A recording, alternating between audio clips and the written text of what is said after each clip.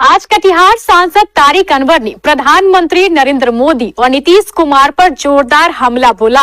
सांसद ने कहा, चुनाव आते ही प्रधानमंत्री नरेंद्र मोदी को बिहार की याद सताने लगती है। चुनाव से पहले प्रधानमंत्री मोदी बिहार की तरफ झांकते भी नहीं हैं, लेकिन जैसे ही चुनाव नजदीक आता है, बिहार में रैलियां करने लगते हैं।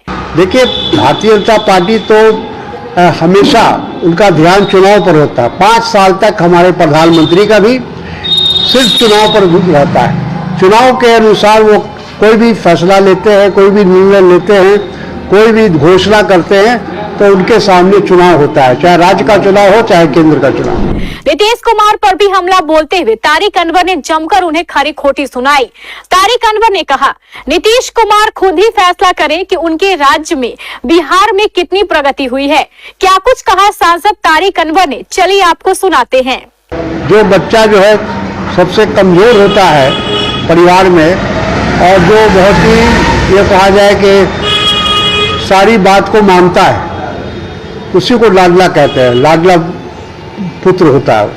तो लाडला का मतलब ये है कि जो केंद्र सरकार या हमारे प्रधानमंत्री की निर्देश देते हैं, उसको ये खामोशी से कबूल कर लेते हैं। जैसा मैंने कहा कि उनको पूरी ताकत से प्रधानमंत्री के सामने इस बात को रखना चाहिए था, बिहार की सिचुएशन को, बिहार की परिस्थिति को रखना चाहिए था, और ये कहना चाहिए था कि बिहार को विशेष राज्य मिलना चाहिए, बिहार को विशेष पैकेज मिलना चाहिए। लेकिन अभी जो वहाँ दिल्ली में जो बजट रखा गया, उस बजट में जिसको कहते हैं कि ऊंट के मुंह में जीरा, समझते हैं ना आप लोग, ये एक मुहावरा है। ऊंट के मुंह में जीरा का फल। हाँ, तो वही किया गया है बिहार के साथ। जो बजट पेश किया गया उसमें उसी तरह से बिहार का नाम एक दो जगह पे उसको जोड़ दिया, और चूंकि चुनावी वर्ष है तो उसका लाभ उठाने की कोशिश है। स्वास्थ्य केंद्र सब बना हुआ है।